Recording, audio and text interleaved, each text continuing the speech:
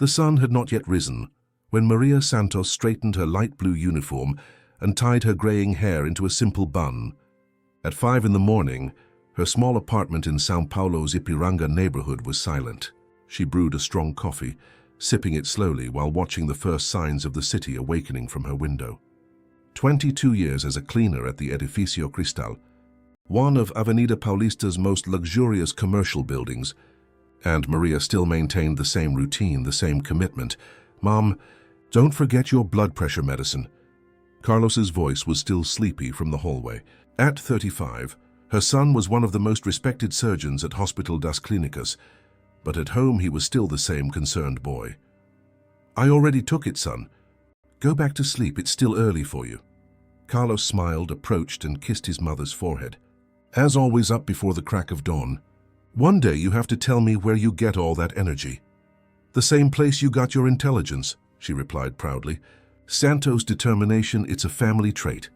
Meanwhile, on the 18th floor of the same building Maria was about to clean, Ricardo Mendez was admiring the privileged city view through the glass walls of his duplex penthouse. At 42, the CEO of RM Tech, one of the country's largest technology companies, savored his imported coffee while mentally reviewing his day's agenda. The meeting with Japanese investors would be the highlight, a $100 million deal that would solidify him as one of the sector's most influential businessmen. Ricardo adjusted his Italian tie and checked his reflection in the mirror. Impeccable as always. The tailored suit, the Swiss watch, the French cologne, every detail carefully chosen to convey power and sophistication. He hadn't reached the top by being kind. His motto was always clear to everyone who worked with him: results first, people second. In Ana Beatriz Santos's apartment in the Jardins district, the 28-year-old lawyer was finishing her review of documents for an afternoon meeting. Graduating with honors and holding a master's in corporate law, she had quickly secured a position at Albuquerque & Associates, the most prestigious law firm in the city.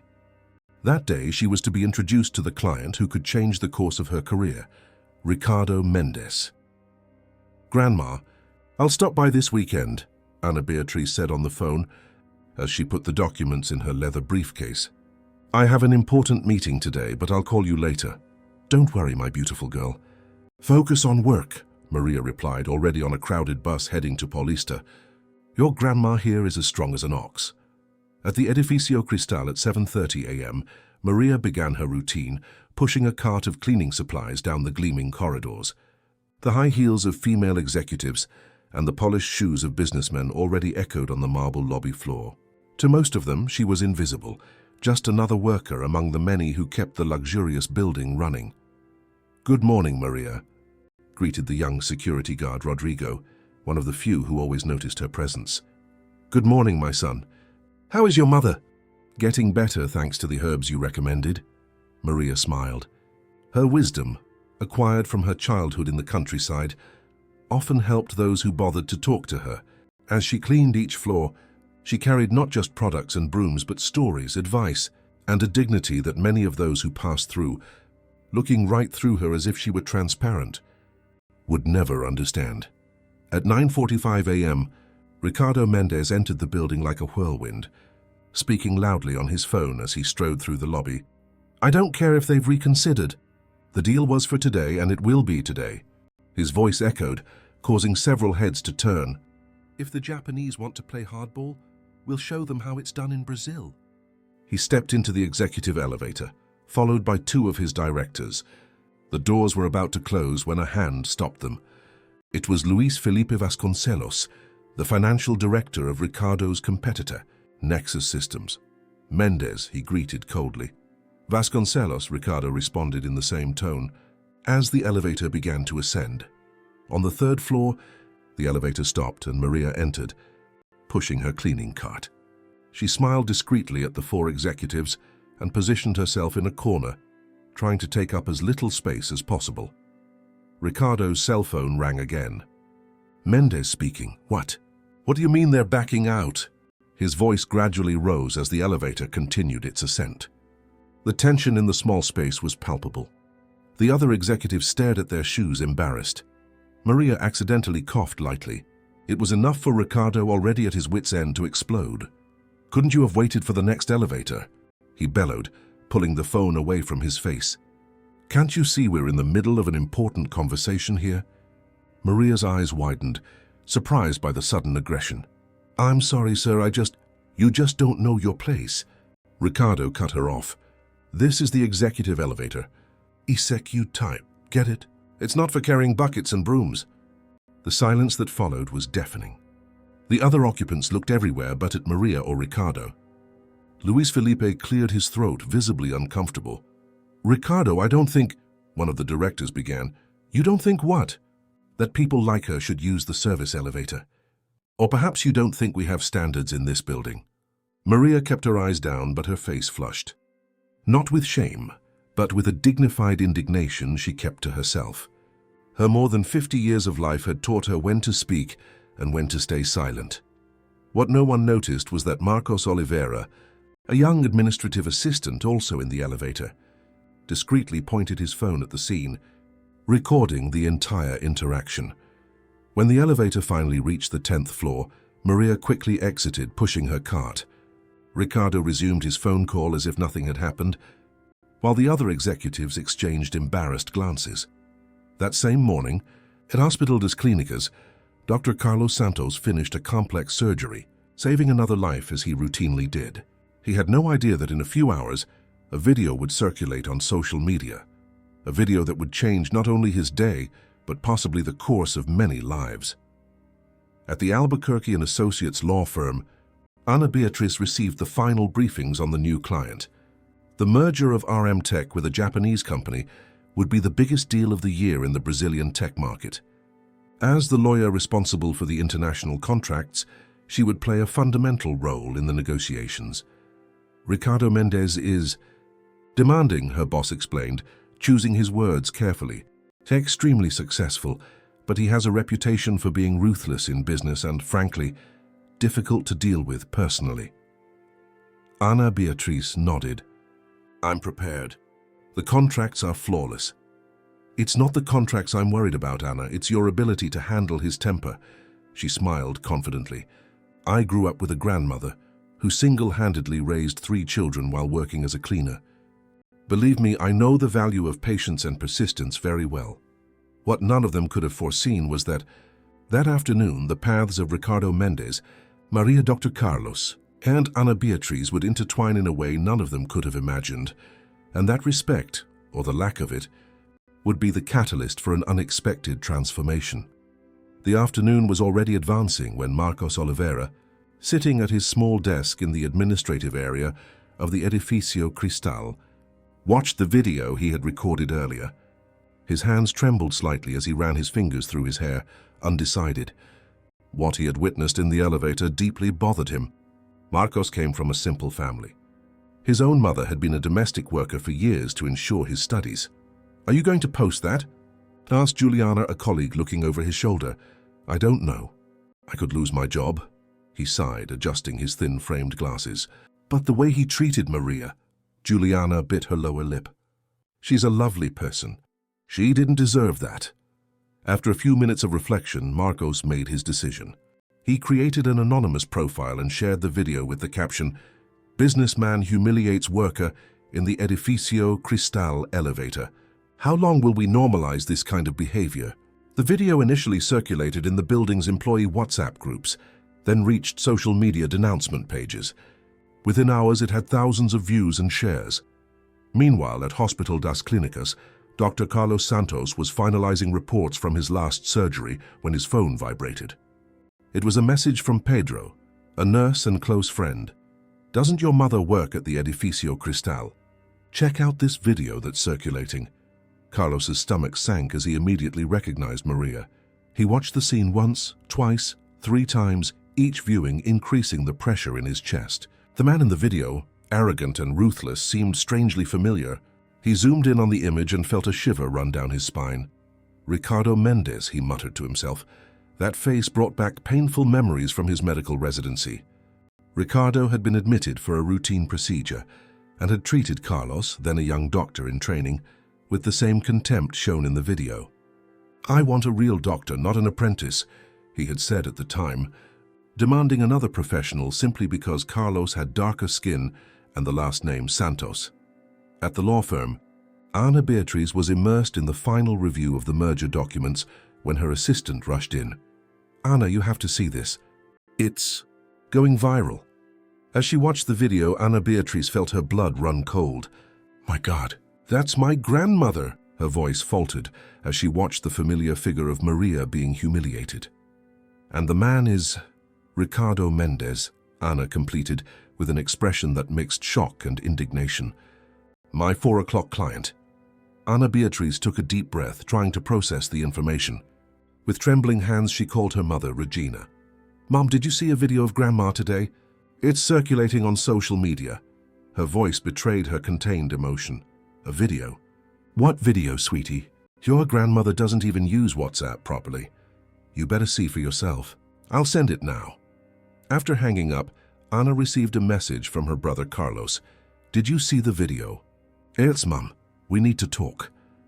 At the Edificio Cristal, Maria continued her routine, completely oblivious to the digital storm brewing around her.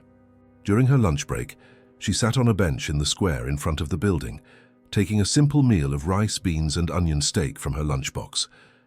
As she ate, she watched people rush by, each carrying their own invisible burdens. "Maria, can I sit here?"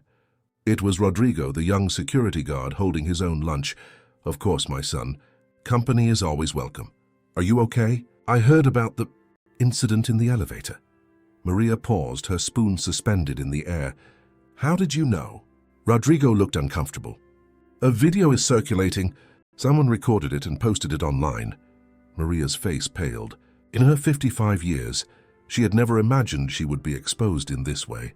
Not for the humiliation, which she had faced many times in silence, but for the idea that her moment of vulnerability was being shared as entertainment. My God. "My children, my granddaughter, I don't want them to see this." "I'm sorry," Rodrigo said sincerely. "If it's any consolation, people are supporting you." The man is being harshly criticized. At that very moment, in the luxurious office on the top floor, Ricardo Mendez was facing the first waves of the storm. His assistant, Patricia, entered his room hesitantly. "Mr. Mendez, we have a problem." "What problem could be bigger than the Japanese threatening to back out of the deal?" he asked without looking up from his documents. "A video, sir." "Have you? In the elevator. With the cleaning lady." Ricardo finally looked up, an expression of irritation forming on his face. "What are you talking about?" Patricia approached and showed him her phone. Ricardo watched in silence, his face gradually transitioning from disbelief to rage. "Who recorded this? Find out immediately. I want that person out of this building today." "Sir, the video already has over 100,000 views. It's being shared on all platforms. The Public Relations Department is concerned about the impact on the company's image, especially on the eve of the merger with the Japanese." Ricardo ran a hand over his face, suddenly aware of the potential repercussions. "Contact our legal team. I want this video removed from all platforms immediately." In his office, Carlos finished his last consultation of the day and met with Regina, his older sister, at the hospital cafe. Her face showed the same concern that consumed him. "I always told Mom to look for another job," commented Regina, a university professor of literature. "But you know how stubborn she is. Honest work doesn't dishonor anyone, she always says." Carlos nodded, stirring his coffee without actually drinking it. "I recognized the man in the video. It's Ricardo Mendez, the tech businessman, the one who's always in magazines." "Exactly. And he was my patient years ago during my residency." Carlos hesitated. "He treated me the same way. He demanded another doctor because he didn't trust a doctor who looks like he came from the slums. Those were his words." Regina closed her eyes, taking a deep breath to contain her anger. "That man needs to be taught a lesson about respect. The thing is," Carlos continued, "he has a rare heart condition. At the time, I was part of the team that diagnosed him, even though he requested my replacement. From what I've seen since, he needs regular monitoring. And what does that have to do with us now?" Carlos's phone vibrated with a message from Ana Beatriz. "Uncle, you won't believe it. Ricardo Mendez is the client for the merger I'm representing. Meeting scheduled for this afternoon." Carlos looked at Regina, a different glint in his eyes. It seems fate is giving us an opportunity to teach this man something about respect and consequences. At the end of that afternoon, as the sun began to set over São Paulo, 3 members of the Santos family were about to gather to discuss a plan that would change their lives, and possibly Ricardo Mendes's as well. Not for revenge, but for justice and dignity, values that Maria had always taught them, even without realizing it. In her small Ipiranga apartment, Maria was brewing chamomile tea, trying to calm her nerves after finding out about the video.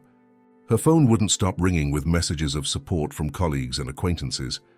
She sighed deeply, wondering how she would explain the situation to her family.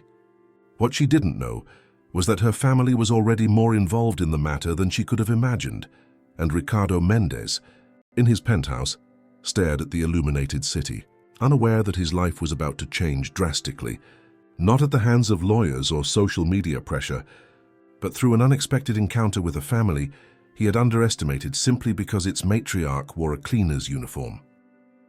The small living room of Maria's apartment was unusually full that evening. Carlos, Regina, and Ana Beatriz sat on the floral-patterned sofa, a Christmas gift the 3 had given their mother the previous year. The aroma of fresh coffee and cornmeal cake filled the air, a tradition Maria maintained whenever her children gathered. "I'm fine, my loves. It was just an unpleasant moment," Maria insisted, serving coffee in mismatched cups, each with a story from when the children were small. "It's not the first time someone has treated me like that, and unfortunately it probably won't be the last." Ana Beatriz held her grandmother's hand. The young lawyer had inherited the same determined eyes as the family matriarch. "Grandma, it's not fair, and the worst part is that this Ricardo Mendes is the very client I'm representing tomorrow." "The world turns," Regina commented, adjusting her red-framed glasses. "But what worries me is the video circulating. The exposure could affect Mom's job." Carlos, who had been uncharacteristically quiet, finally spoke. "It's not a coincidence. This man, I know him." All eyes turned to him. Carlos recounted his previous encounter with Ricardo years ago, when the businessman had disrespected him during his medical residency. "He has a condition called hypertrophic cardiomyopathy. It's not immediately dangerous if monitored, but it requires regular checkups." Carlos paused, carefully choosing his next words. "And now he's about to do business with Anna's firm." Maria watched her children with a mixture of pride and concern. Raising them alone after her husband's early death had been her greatest battle and her greatest triumph. Seeing them now, respected professionals, discussing how to defend her honor, warmed her heart but also worried her. "What are you planning?" she finally asked, knowing the looks they were exchanging all too well. "I don't want you to do anything that compromises your careers or your principles because of me." Ana Beatriz adjusted herself on the sofa, her voice taking on the firmness she used in court. "This isn't just about you, Grandma. It's about respect, about human dignity. If this man treats a worker like this publicly, imagine how he must be with his employees when no one is filming." "Besides," Regina added, "as an educator, I can't ignore the opportunity for such an important lesson about consequences." Carlos nodded, adding, "We're not going to do anything unethical or illegal. Just ensure Ricardo Mendes understands the impact of his actions." The next morning, as São Paulo awoke under a cloudy sky, Ricardo Mendes was facing a storm of unexpected proportions. RMTech's shares had fallen 3% after the video went viral, and his press office was working frantically to control the damage. The Japanese investors are concerned about the repercussions. Gustavo Medeiros, his institutional relations director, informed him during the emergency morning meeting. They specifically mentioned the video and questioned the company's values. Ricardo ran a hand through his impeccably styled hair, a rare gesture that betrayed his nervousness. "It's ridiculous. We're talking about a $100 million deal because of a cleaner?" "The world has changed, Ricardo," Gustavo mused. "Corporate social responsibility is no longer just an item in the annual report. It's an essential value for investors, especially international ones." Patricia, his assistant, entered the meeting room with a worried expression. "Mr. Mendes," Dr. Albuquerque called. "He asked to confirm the 2 o'clock meeting and informed us that the lawyer responsible for your case will be Dr. Ana Beatriz Santos. Santos, Ricardo repeated distractedly, too preoccupied with the crisis to notice the coincidence. Whatever, as long as she's competent. At Hospital das Clínicas, Carlos was reviewing his patient's charts when he received an internal system notification. Ricardo Mendez was scheduled for a routine cardiology consultation next week. Normally, these cases would be distributed among the hospital's various cardiologists, but Carlos saw an opportunity. "Dr. Ribeiro," he called. Approaching the department head, "I noticed Ricardo Mendez is scheduled for next week. I'd like to take the case if possible." Dr. Ribeiro raised his eyebrows, surprised. "I thought you didn't get along with him after that incident during your residency." "Precisely because of that," Carlos replied with studied calmness. "I believe it's an opportunity to demonstrate professionalism, overcoming personal differences for the patient's well-being." The boss smiled, impressed. "That's the attitude we expect from our best doctors. The case is yours." At the Edificio Cristal, Maria continued her routine, although she noticed different looks directed at her. Some of sympathy, others of curiosity. During her lunch break, she was surprised by Rodrigo, the security guard, accompanied by several other employees. "Maria," he began timidly, "we wanted you to know we're all with you. In fact, we prepared this." He handed her an envelope. Inside was a card signed by dozens of employees, expressing support and admiration. Maria's eyes welled up. "You have no idea what this means to me," she said, her voice choked. "You've always had a kind word for each of us," one of the receptionists commented. "Now it's our turn to give back." At the law firm, Ana Beatriz was finalizing her preparation for the meeting with Ricardo Mendez. She had spent the night studying not only the merger contracts, but also the businessman's entire public history. His interviews, his labor lawsuits, his business practices. "Are you okay, Ana?" Dr. Albuquerque asked, noticing her concentrated expression. "You seem more intense than usual." "I'm perfectly fine," she replied with a professional smile. "Just ensuring we're fully prepared to properly represent Mr. Mendez." At 2 o'clock sharp, the receptionist announced the arrival of Ricardo Mendez. Ana Beatriz took a deep breath, adjusted her navy blazer, and headed to the meeting room with firm, determined steps. Ricardo Mendez entered the room like he owned the place, confident, haughty, accustomed to commanding any environment he frequented. His gaze quickly swept over Ana Beatriz, sizing her up with that mix of condescension and interest he reserved for women in positions of power. "Mr. Mendez," she greeted formally, extending her hand. "Ana Beatriz Santos, I will be the lawyer responsible for your merger with Nakamura Tech." Something about the last name made Ricardo hesitate for a moment, but he quickly dismissed the thought. Santos was an extremely common surname in Brazil. "I hope you're up to the task. Dr. Santos, this is possibly the biggest deal of the year in the tech sector." "Believe me, Mr. Mendez, I am fully aware of the importance of this deal," she replied, maintaining her professionalism as she indicated a chair. "And I'm also aware of all the obstacles we may face." The meeting proceeded with Ana Beatriz demonstrating an impressive knowledge not only of the legal aspects of the merger, but also of the tech market and the specifics of the Japanese company. Ricardo, initially skeptical, gradually began to show approval with nods. "There's one specific point we need to address," Ana Beatriz said, after covering the main aspects of the contract. "The corporate social and ethical responsibility clause. The Japanese are particularly strict on this." Ricardo frowned. "That's just bureaucracy. What really matters are the numbers." "Allow me to disagree, Mr. Mendez." Ana Beatriz's tone remained professional, but acquired a notable firmness. "In the current climate, reputation is an asset as valuable as any patent or technology. And RMTech's reputation, I must say, is facing some challenges at the moment." Ricardo visibly stiffened. "If you're referring to that ridiculous video, we're already handling it. It was an isolated moment being exploited out of context." Ana Beatriz kept her gaze fixed on Ricardo's eyes. "An isolated moment that reflects values. And values, Mr. Mendez, are precisely what the Japanese investors are evaluating right now." While the meeting continued, on the other side of the city, Maria received an unexpected call from the Edificio Cristal's Human Resources Department. "Mrs. Santos, we'd like to meet with you tomorrow if possible." "Don't worry, it's nothing negative." Maria hung up the phone with a sense of apprehension.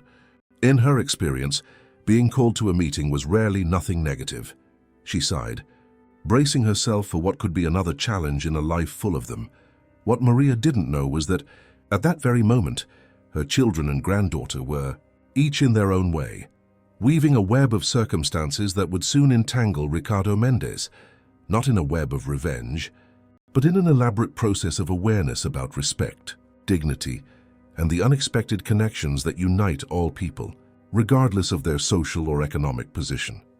At the end of that day, as the lights of São Paulo began to dot the night, 4 lives continued their seemingly separate courses, but already inexorably connected by destiny and by choices that would soon reveal their consequences. The Edificio Cristal's Human Resources meeting room was smaller than Maria had imagined. With institutional beige walls and a few artificial plants trying to add life to the environment, the place seemed as impersonal as most corporate offices. Sitting in an upholstered chair that looked too big for her small, thin body, she waited with her hands clasped in her lap, her uniform impeccably pressed.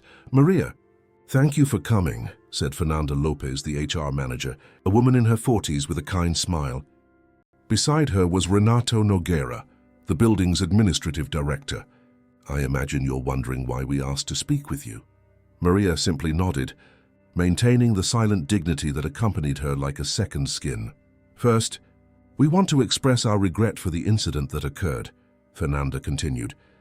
"The behavior witnessed in the video does not reflect this administration's values." "You've worked with us for over 20 years, Renato added. "Your record is exemplary, and the support you've received from the other employees speaks for itself." Maria relaxed slightly. It didn't seem like she would be fired after all. "In fact," Fernanda continued, "we would like to offer you a change in position. We have an opening for the supervision of the cleaning team. The salary is 30% higher, and you would no longer need to perform heavy work. It would be more of an administrative role, organizing schedules, training new employees." Maria's eyes widened in surprise. In over 2 decades, she had never received a promotion offer. Is this because of the video?" she asked hesitantly. Renato and Fernanda exchanged a quick look before he answered. "Let's just say the incident made us reevaluate some practices. We have long-term employees with underutilized talents. You are respected by everyone.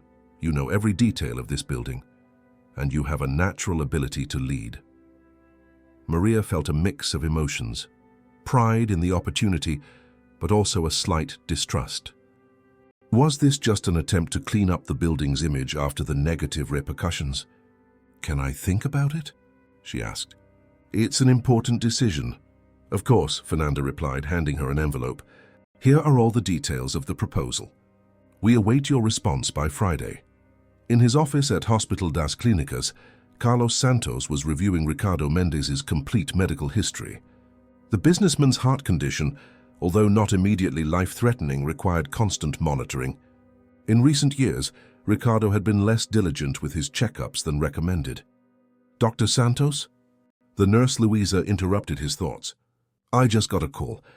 Mr. Ricardo Mendez has requested to move his appointment up to tomorrow.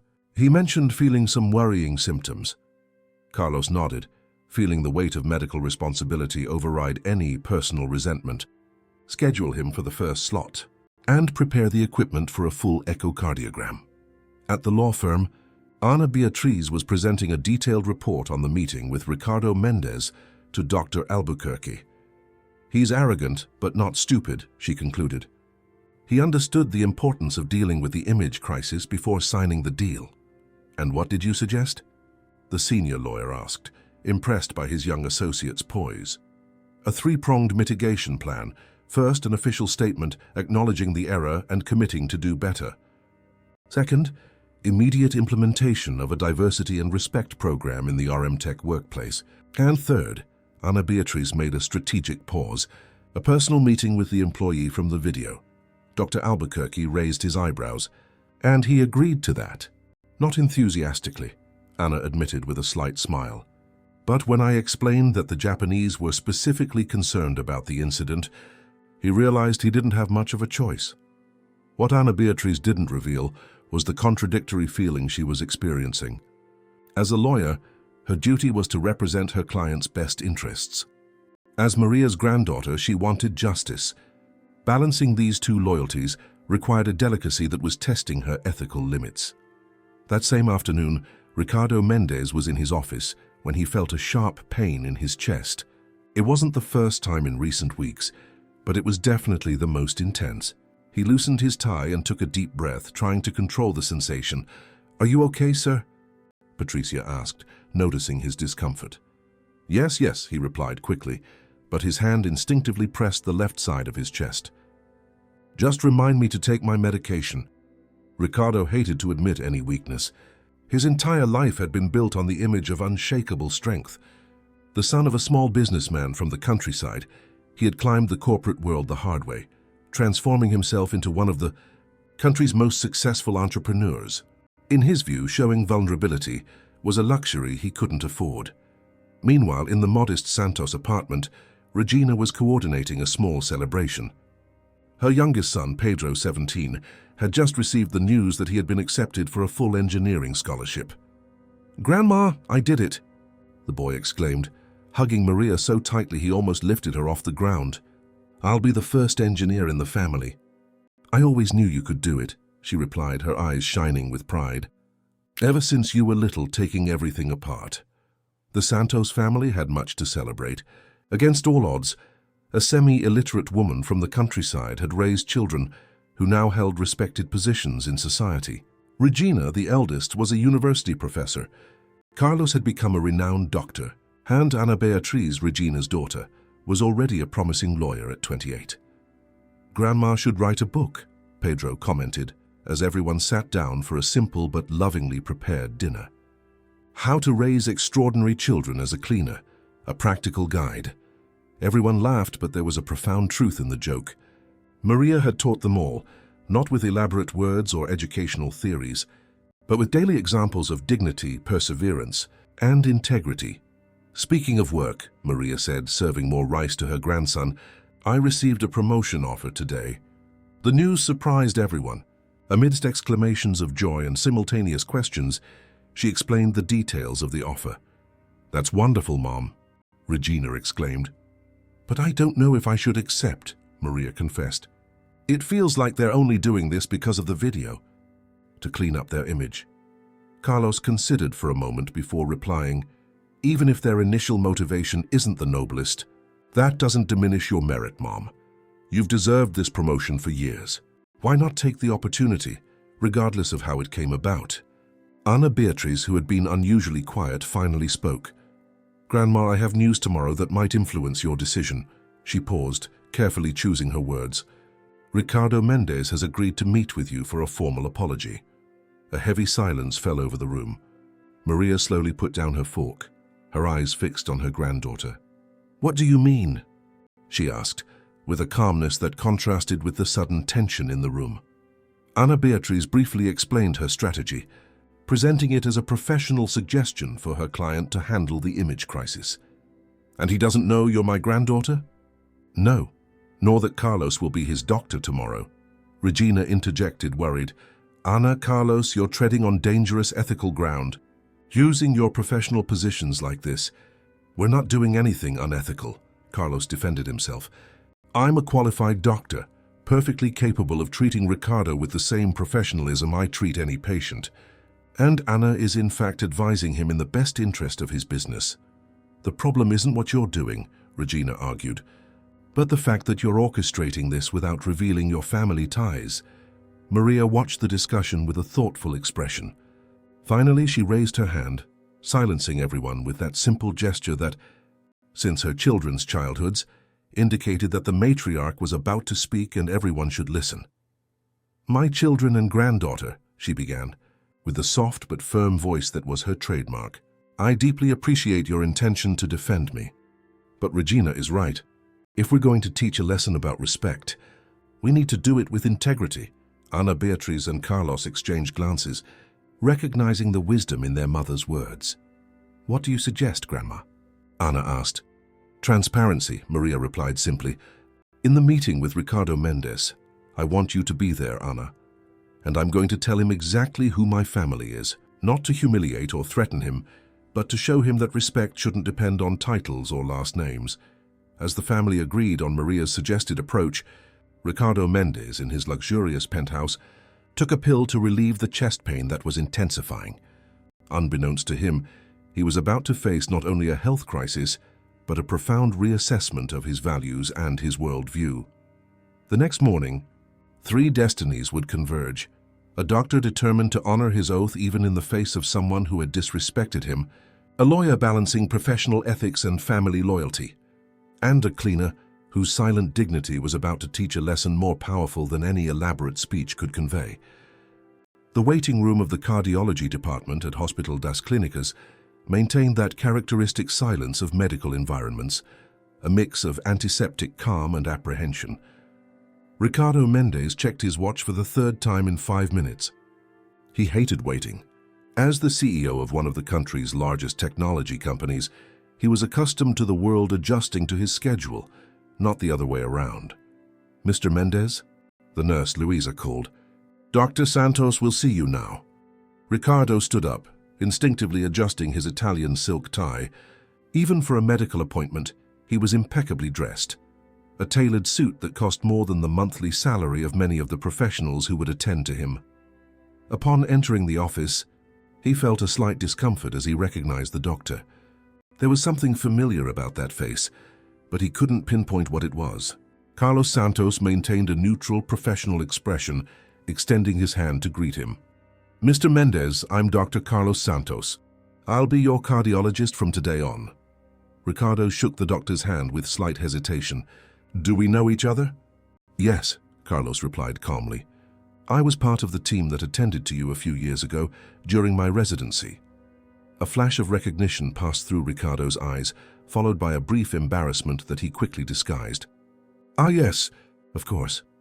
From your history, I see you've missed some scheduled checkups, Carlos continued, already in full professional mode. And from the symptoms you reported by phone, I believe we need to run some tests today. Meanwhile, at the law firm, Ana Beatriz was preparing for a video conference with the lawyers from the Japanese company Nakamura Tech. Her phone vibrated with a message from Carlos. He's here. Doesn't look well. Tests in progress. Ana took a deep breath, trying to maintain her professional focus. The meeting with the Japanese was crucial for the merger's progress, but her thoughts were divided between her professional responsibilities and the family drama unfolding in parallel. Dr. Santos, her assistant called. The Nakamura representatives are online. With a professional nod, Ana entered the video conference room, where Dr. Albuquerque was already waiting. The screen showed 3 serious-looking Japanese executives, accompanied by their lawyers. Ohayo gozaimasu, Ana greeted in perfect Japanese, positively surprising the participants. Her mother, Regina, a comparative literature professor, had insisted that everyone in the family learn at least the basics of a second language. Ana had taken that lesson seriously, becoming fluent in English, Spanish, and Japanese, skills that were now proving valuable in her career. The meeting proceeded with technical discussions about contractual clauses until Hiroshi Nakamura, the CEO of the Japanese company, brought up the topic everyone knew was inevitable. Before we proceed, he said in formal English, we need to address the issue of the recent situation involving Mr. Mendes. In Japanese culture, respect is fundamental. The behavior demonstrated in that video is concerning. Ana Beatriz maintained her professional composure, although she felt her heart rate accelerate. We perfectly understand your concerns, Mr. Nakamura. Mr. Mendes recognizes the seriousness of the incident and is taking concrete steps to remedy the situation. What would those steps be? Nakamura asked, his tone polite but firm. First, a formal apology to the employee in question, which will take place today, Ana replied. Additionally, the immediate implementation of a corporate diversity and respect program and a complete re-evaluation of RM Tech's human resources policies. What Ana didn't mention was that the employee in question was her own grandmother, or that her uncle was the doctor attending to Ricardo at that very moment. Some connections still needed to remain veiled, at least for now. Back at the hospital, Ricardo was lying on the cold gurney in the cardiology lab, his chest exposed, as Carlos applied the gel for the echocardiogram. The vulnerability of the situation deeply bothered him, being half-naked, dependent, under another person's control. "Try to relax," Carlos instructed, moving the transducer over the businessman's chest. "Take deep, slow breaths." On the screen next to them, images of Ricardo's heart pulsed in shades of gray and blue. Carlos watched attentively, his expression gradually becoming more serious. "How long exactly have you been feeling this chest pain, Mr. Mendez?" Ricardo hesitated. "A few weeks, maybe a month or two."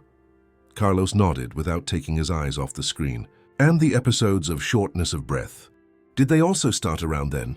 "Yes," Ricardo admitted, feeling a pang of concern at the doctor's seriousness. "Is it serious?" Carlos finished the exam before answering, wiping the gel from Ricardo's chest with a paper towel. "Your condition has evolved since the last exams. There is significant thickening of the heart muscle and some signs of obstruction that weren't present before." "What does that mean in practical terms?" Ricardo asked, already putting on his shirt. "It means you need to take your condition more seriously," Carlos replied, firmly. "The medications I'm going to prescribe must be taken strictly. And most importantly, you need to significantly reduce your stress levels." Ricardo let out a short, dry laugh. "Reduce stress? In the middle of an international merger and a public relations crisis? That's not exactly an option, Doctor." Carlos looked at him directly, with a seriousness that finally penetrated the businessman's armor of arrogance. "Mr. Mendez, I'm not suggesting. I'm prescribing. Your hypertrophic cardiomyopathy is progressing to a stage that could lead to serious arrhythmias or even heart failure if not properly treated." A heavy silence fell between them. For the first time in a long time, Ricardo felt something he rarely experienced: fear. "How much time do I have?" he finally asked, his voice losing its usual confidence. "We're not talking about a terminal diagnosis," Carlos clarified. "With proper treatment and lifestyle changes, you can live many years with quality. But if you continue at your current pace, ignoring the signs your body is sending, I can't guarantee the same prognosis." At the Edificio Cristal, Maria was working her last day as a regular cleaner before taking on the new supervisory position. She had decided to accept the promotion, not because of how the opportunity had arisen, but because, as Carlos had suggested, it was something she had long deserved. As she cleaned a meeting room on the 15th floor, her phone vibrated. It was a message from Ana Beatriz. "Grandma confirmed for 5 p.m. today. Ricardo Mendez has agreed to meet you in the main ground floor meeting room. I'll be there with you." Maria paused, leaning on her broom for a moment. She wasn't a woman of confrontations.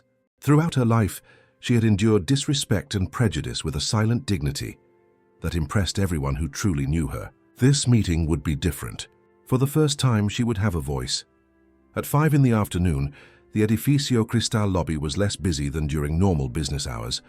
Maria had changed out of her work uniform into a simple but elegant navy blue dress she reserved for special occasions. Her hair, usually tied in a functional bun, was loose and styled. Regina had insisted on doing her makeup, discreet, just enough to enhance her strong features. "Are you nervous?" Ana Beatriz asked, meeting her grandmother in the corridor leading to the meeting room. "A little," Maria admitted, "but not for me. I'm worried about him." Ana frowned, confused. "About Ricardo Mendez, why?" "Carlos called me earlier. He told me about the test results." Maria paused, her gaze showing genuine compassion. "That man is sick, Ana, not just in his physical heart." Ana Beatriz never ceased to be amazed by her grandmother's ability to see beyond appearances, to find compassion where others would see only reasons for resentment. In the meeting room, Ricardo Mendez waited, nervously checking his watch. The meeting with Dr. Santos earlier had shaken his usual confidence. The doctor's words echoed in his mind. "Your heart is giving you clear signs that something needs to change." The door opened, and he automatically stood up, expecting to see only the lawyer, Ana Beatriz. When Maria entered right behind her, Ricardo felt a wave of recognition and embarrassment. Without the cleaning uniform, In civilian clothes, she looked different, but her eyes, those same eyes that had met his with dignity in the elevator, were unmistakable. "Mr. Mendes," Ana Beatriz began formally, "this is Maria Santos, the employee from the incident in the elevator." "Ms. Santos," Ricardo greeted, extending a hesitant hand. "Thank you for agreeing to this meeting." Maria shook his hand with surprising firmness. "Thank you for the invitation, Mr. Mendes." The three sat down and a momentary silence hung over the room. Ricardo cleared his throat, clearly uncomfortable. "Mrs. Santos, I would like to express my sincerest apologies for my behavior. It was unforgivable, and I completely understand if you cannot accept my apology." Maria studied him for a moment before replying. "Mr. Mendes, I've worked in this building for over 20 years. During that time, I've cleaned the offices of hundreds of executives like you. Some treated me with respect. Most didn't even notice my existence, and some were like you that day in the elevator." Ricardo lowered his eyes, shame evident on his usually confident face. "But today I'm not just here as a cleaner," Maria continued. "I'm here as a mother and a grandmother. And I think it's time for proper introductions." She looked at Ana Beatriz, who nodded gently. "Mr. Mendes, this is my granddaughter, Ana Beatriz Santos. And Dr. Carlos Santos, who attended to you today, is my son." The shock on Ricardo's face was almost comical. His eyes widened, moving quickly between the two women, seeking and finding the similarities he hadn't noticed before. His mouth opened slightly, but no sound came out. "We're not revealing this to embarrass you further," Ana Beatriz clarified, maintaining her professional tone. "But to illustrate an important point, we never know who the people who cross our path are, what their stories are, their struggles, their achievements." Ricardo finally found his voice, although it sounded much more fragile than his usual commanding tone. I don't know what to say. It's an extraordinary coincidence. Perhaps it's not a coincidence," Maria suggested with a slight smile. "My mother always said that the universe has ways of teaching us the lessons we need to learn." At that moment, something changed in Ricardo's expression. A slow but profound understanding began to form, not just about the web of unexpected connections he had discovered, but about a worldview fundamentally different from the one he had always cultivated. "Your son, Dr. Santos, he gave me difficult news today," Ricardo admitted, surprised by his own vulnerability. "He said I need to change my life if I want to. Well, if I want to continue having a life." Maria nodded with understanding. "Sometimes we need a scare to see what really matters." "You have a choice now," Ana Beatriz added. "You can treat this as a temporary embarrassment to be overcome, or as a genuine opportunity for reassessment." Ricardo looked at the two women in front of him, the brilliant young lawyer and her grandmother, a cleaner with the wisdom of someone who had lived every one of her 55 years intensely. In their faces, so different and yet with undeniably similar features, he saw something he rarely found in his world of ruthless competition: authenticity. "I would like to try the second option," he finally said, with a humility that surprised even himself. "I'm just not sure where to start." Maria smiled, that warm smile that had sustained her family through countless difficulties. "Starting is always the hardest part, Mr. Mendes, but you've already taken the first step today." What none of the three knew, as that transformative conversation unfolded in the meeting room, was that outside, life continued in its constant flow of meetings and partings, of missed chances and unexpected opportunities, and that the ripples of that encounter would spread in ways none of them could foresee, affecting not only their own lives, but also those of many around them. The RM Tech auditorium was completely packed. Employees from all departments, from developers to the cleaning staff, occupied the cushioned chairs, a buzz of speculation filling the air. For the past 15 days, rumors of significant changes in the company had circulated through the hallways, fueled by Ricardo Mendes's unusual behavior. The CEO, known for his ruthless approach and exclusive focus on results, had been seen talking to lower-level employees, visiting areas of the company where he rarely set foot, and, most surprisingly, participating in lunches in the common cafeteria, instead of ordering exclusive meals in his office. "I heard he fired 2 directors who treated a receptionist badly," a systems analyst whispered to his colleague. My friend in HR said he approved a benefits package that management had been blocking for years, another replied. At 10 o'clock sharp, the auditorium lights dimmed slightly, and Ricardo Mendez took the stage. He wore an impeccable suit as always, but there was something different about his posture, a less rigid, more approachable quality. "Good morning, everyone," he began, his voice amplified by the sound system. "I appreciate each of you being here. Today I won't be talking about quarterly goals or market strategies. Today I want to talk about something more fundamental, values." A surprised silence took over the auditorium. In his 7 years as CEO, Ricardo had never started a general meeting with such a topic. 3 weeks ago, I was the protagonist of a regrettable incident that many of you probably saw online. He paused, taking a deep breath. I treated a worker with disrespect and arrogance, as if her job were less worthy than mine, as if she were less important as a human being. The employees exchanged astonished glances. No one expected such a direct admission. What I haven't told anyone until now is that that incident led to a series of events that have fundamentally changed my perspective on business, on leadership, and on life. Ricardo adjusted the microphone, clearly stepping out of his comfort zone. I discovered through extraordinary coincidences that employee, Maria Santos, is the mother of my current cardiologist and the grandmother of the lawyer who is conducting our international merger. Surprised murmurs ran through the auditorium. But the most important thing wasn't that revelation itself, but what I learned about dignity, respect, and human connections. He paused meaningfully. And I also received a medical diagnosis that made me reevaluate my priorities. Ricardo then presented a series of structural changes at RM Tech, immediate implementation of diversity and inclusion policies, a complete review of the salary scale to reduce the discrepancy between the highest and lowest salaries, creation of a wellness and work-life balance program, and the most surprising of all, the inclusion of 2 employee representatives on the board of directors with voting rights on strategic decisions. Some will say I've lost my mind, that I'm demolishing the ethos that built this company, he continued. But I deeply believe we are just correcting our course. A company is not just its profits or its technology. It is fundamentally the people who compose it, all of them, from the board to the maintenance team. At the back of the auditorium, discreetly positioned near the exit, were Maria, Carlos, Regina, and Ana Beatriz, Ricardo's special guests for that transformative moment.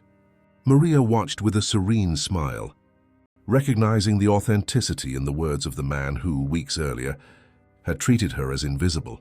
To conclude, Ricardo said, I would like to invite a special guest to the stage. He looked to the back of the auditorium. Maria Santos, would you do us the honor?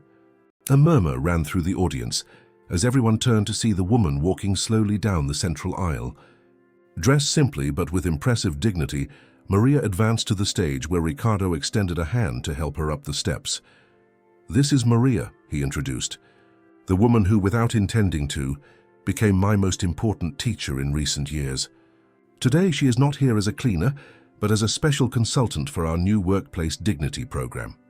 Spontaneous applause erupted in the auditorium, growing in intensity until it became a standing ovation. Maria, visibly moved, waved discreetly, maintaining the same humility that had always characterized her, even in the face of that demonstration of recognition. After the meeting, in a private conference room, Ricardo met with the Santos family and the main RM Tech executives. The merger with the Japanese was finalized yesterday, he announced, and I owe a large part of that success to Dr. Ana Beatriz. Her ability to translate our new values into contractual terms was extraordinary. Ana Beatriz smiled, professional as always, but with a special glint in her eyes. The Japanese were particularly impressed with the changes implemented. In their culture, reputation and integrity are as valuable as financial assets. And how is your heart, Mr. Mendez? Asked Regina, who had become a frequent presence in the conversations between her family and the businessman. Dr. Carlos says I'm responding well to the treatment, Ricardo replied, instinctively touching the left side of his chest. Her apparently doing the right thing is also good for your health. Holistic medicine, Carlos commented with a slight smile. Treating the patient as a whole, not just their physical symptoms. Maria watched the interaction with that serene expression that always intrigued Ricardo. There was a wisdom in her that didn't come from books or universities, but from a life lived with consciousness and purpose, despite all the difficulties. "You know what surprised me most in all this?" Ricardo commented, addressing her specifically. "It wasn't discovering that you had such an extraordinary family. It was realizing that you always knew who I was, even when I treated you that way in the elevator." Maria nodded. "Of course I knew. I've been cleaning your office for years, Mr. Mendes. I know your schedules, your habits. I've seen you in moments of triumph and in moments of despair, when you thought you were alone." She paused meaningfully. "We who work behind the scenes see much more than people imagine." The comment caused a reflective silence in the room. It was a truth rarely acknowledged, that those considered invisible in the social hierarchy often have the most complete point of view on reality. In the following weeks, the changes at RM Tech did not go unnoticed in the market. Initially, there was skepticism among traditional investors, concerned that the new approach could negatively affect results. Surprisingly, the opposite happened. Productivity increased, employee turnover drastically decreased, and the company began to attract talents who had previously preferred less competitive environments. The specialized press, which had previously extensively reported on the Tyrant CEO video, now published articles analyzing RM Tech's transformation under titles like The Silent Revolution and The New Capitalism, Profit with Purpose. For Maria, life had also changed, but in more subtle ways. Her promotion to supervisor at the Edificio Cristal brought new challenges and responsibilities, which she faced with the same determination as always.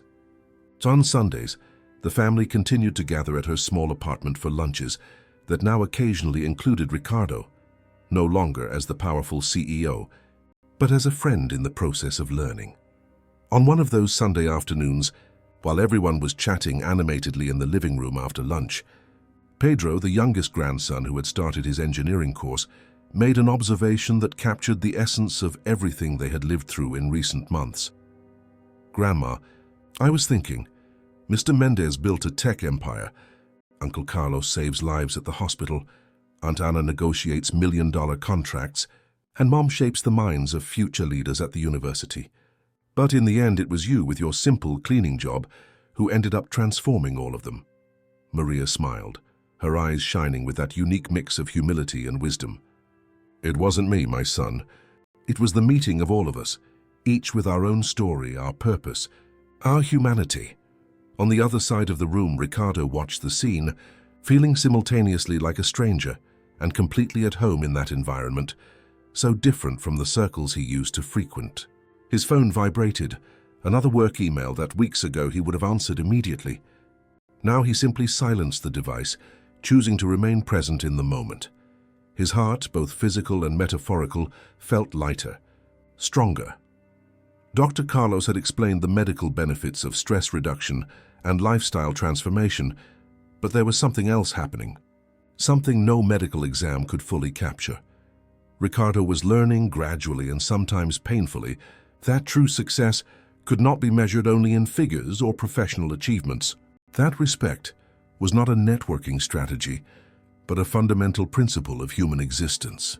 And that sometimes the greatest lessons come from the most unexpected sources, like a 55-year-old cleaner who, without a word of recrimination, had taught him more about leadership than all his MBAs and executive courses. As the afternoon advanced and the conversation flowed naturally between everyday topics and profound reflections, a silent certainty hung over everyone present.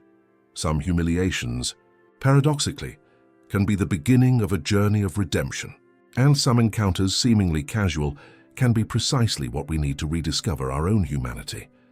A year had passed since that fateful day in the elevator.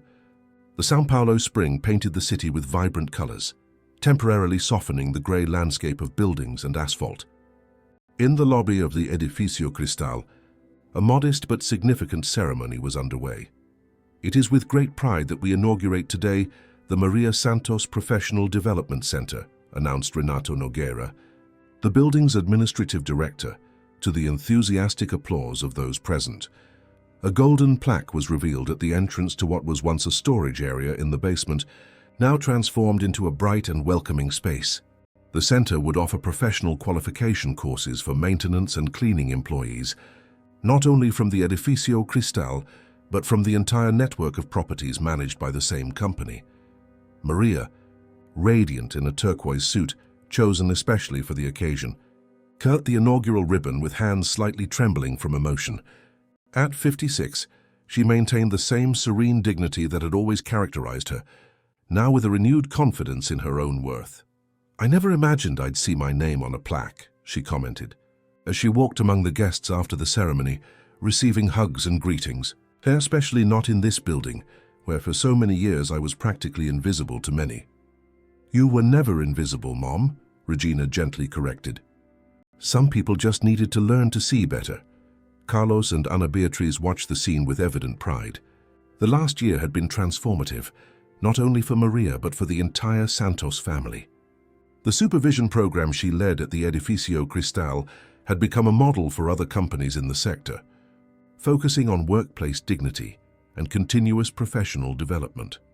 Among the guests at the ceremony, a little apart, Ricardo Mendez watched the interaction with a contemplative gaze. The transformation in his appearance was subtle but significant.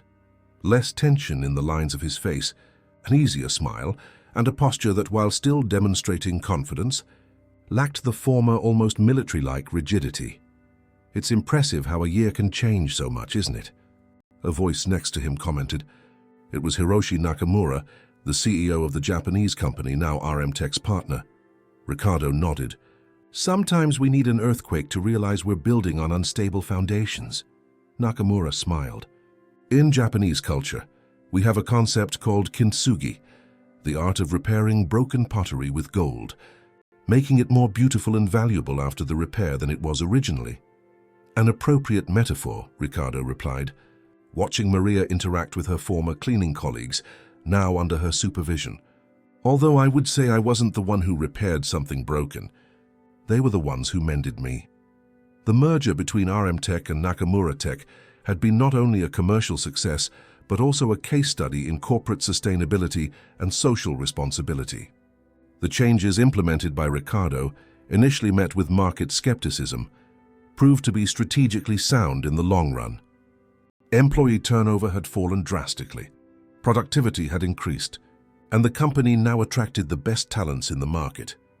Seduced not only by competitive salaries, but by the revolutionized organizational culture, Carlos approached, extending his hand to Ricardo. "The last tests are excellent. The medication is working perfectly, and your cardiac parameters have returned almost to normal." "I have a good doctor," Ricardo replied with a smile, "and a reason to follow his recommendations to the letter." The two men had developed a relationship that transcended the traditional doctor-patient dynamic. Carlos continued to treat Ricardo with the same professionalism he dedicated to all his patients, but there was now a mutual respect that made the relationship particularly meaningful for both.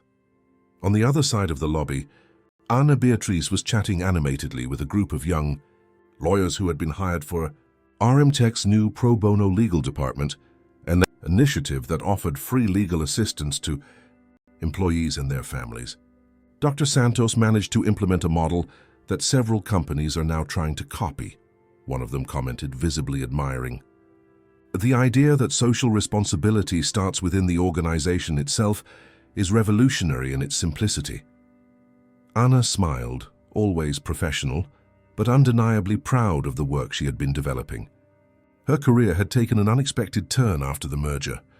Instead of continuing exclusively with corporate contracts, she now divided her time between the Albuquerque firm and the coordination of RMTech's social legal department, an unusual arrangement, but one that allowed her to balance professional ambition with personal purpose. The celebration continued with a cocktail on the building's mezzanine. In a moment of relative calm, Ricardo found Maria observing the city through the wide glass windows. "A penny for your thoughts," he said, stopping beside her. Maria smiled. "I was just reflecting on how life comes full circle, Mr. Mendez. A year ago I was cleaning these windows. Today I'm on the other side of the glass, looking at the city from a different perspective. And I'm looking at everything from a completely new perspective, Ricardo replied. Thanks to you and your family. It wasn't our doing, she gently countered. It was your merit to recognize that there was another way to see the world. Ricardo contemplated the city for a few moments before responding. You know what impresses me most about you, Maria? Your ability to see humanity where others see only hierarchy. To find dignity where others see only function. That comes from my upbringing, she explained. My father, a simple man who could barely sign his name, always said, Maria, respect everyone equally, because at the end of the day everyone sleeps lying down and wakes up the same way. The simple wisdom of the phrase made Ricardo smile. It was precisely this kind of perspective that had been missing from his life of privilege and ambition. We have some news, Mom, Regina announced, approaching with Carlos and Ana Beatriz. Pedro was selected for the exchange program at the university. He's going to spend a semester studying engineering in Japan. In Japan, Maria exclaimed, her eyes shining with pride. My grandson on the other side of the world. Who would have thought? Actually, Nakamura interjected, who had joined the group, it was the program we developed in partnership with RM Tech. Your grandson was one of 3 selected from hundreds of candidates. Impressive. Regina hugged her mother, emotional.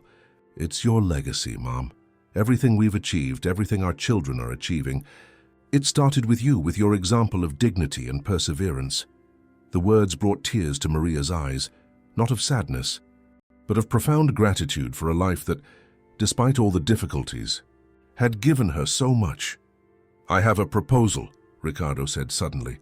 At the next RM Tech board meeting, we're going to present a new scholarship program for the children of employees from all companies in the group. We can call it the Santos Future Program. Maria's eyes widened. Mr. Mendez, that's not necessary. It's not charity, Maria, he interrupted gently. It's a strategic investment in the future. If all the employees' children have half the talent and integrity that yours do, we'll be building not only a better company, but a better society. The end of the afternoon found the Santos family gathered in the Ipiranga apartment, now renovated and more spacious, but maintaining the same welcoming atmosphere as always. Ricardo had been invited for the Sunday dinner, a tradition he had gradually become a part of. So, what did you think of the ceremony? Maria asked, serving generous portions of her famous chicken and rice dish, a family recipe that carried her roots with it. It was perfect, Grandma, Ana Beatriz replied. Simple and meaningful, exactly as you wanted. And the center already has over 100 people enrolled for the first courses, Carlos added. People who, like you years ago, are seeking opportunities for growth. Ricardo watched the family interaction with that now familiar feeling of being both a stranger and part of the group. In 1 year, he had learned more about genuine human connections with this family than in his entire life before. I have something to share with you, he said, when there was a natural pause in the conversation. I've decided to reduce my executive role at RM Tech. Starting next month, I'll be acting only as chairman of the board, no longer as CEO. The news surprised everyone, especially considering the company's recent success under his renewed leadership. Why? Carlos asked, the doctor in him immediately concerned. Is your heart giving you signs? No, Ricardo assured with a smile. My heart is better than ever thanks to your care. It's a decision based precisely on that, on listening to my heart in the broadest sense. And what is it telling you? Maria asked softly. That there's more to life than quarterly balance sheets and financial reports. That I want to dedicate more time to the RM Tech Foundation and the social projects we've started. He paused, clearly emotional.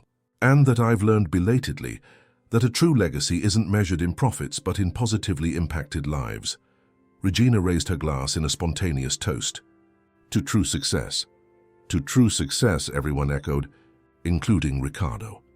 Later, as the family said their goodbyes at the door, Maria held Ricardo's hands in hers, hands marked by decades of hard work, contrasting with his, always protected and well cared for. Mr. Mendez, Ricardo, please, he corrected gently. After all this, I think we can drop the formalities.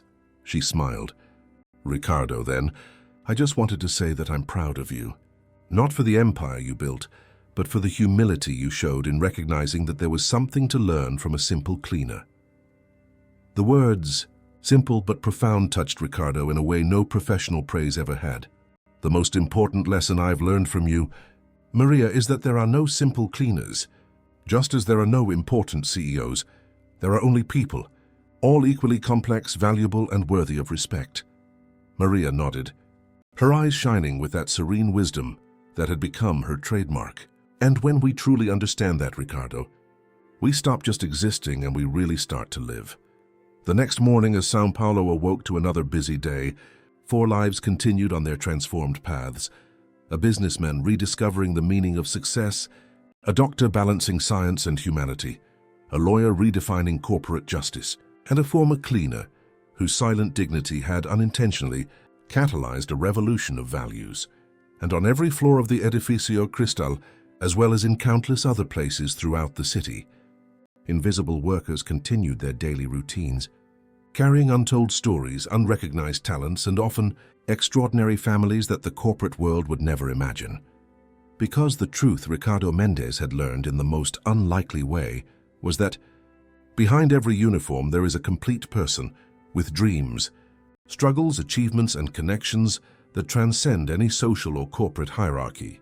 And that perhaps the true test of character is not how we treat those we consider our equals or superiors, but how we see and value those whom the world insists on making invisible. End of story. Dear listeners, we hope the story of Maria and Ricardo has touched your hearts and perhaps even inspired a reflection on how we see the people around us. To continue this journey of stories that make us think about respect, dignity, and unexpected human connections, we've prepared a special playlist with equally captivating narratives. Find it here on the left side. If this story resonated with you, be sure to subscribe to our channel and give that special like that motivates us to continue bringing content that moves and transforms. Every day we share unique stories that explore the complexity of life and the lessons we can learn from each other, regardless of titles or social positions.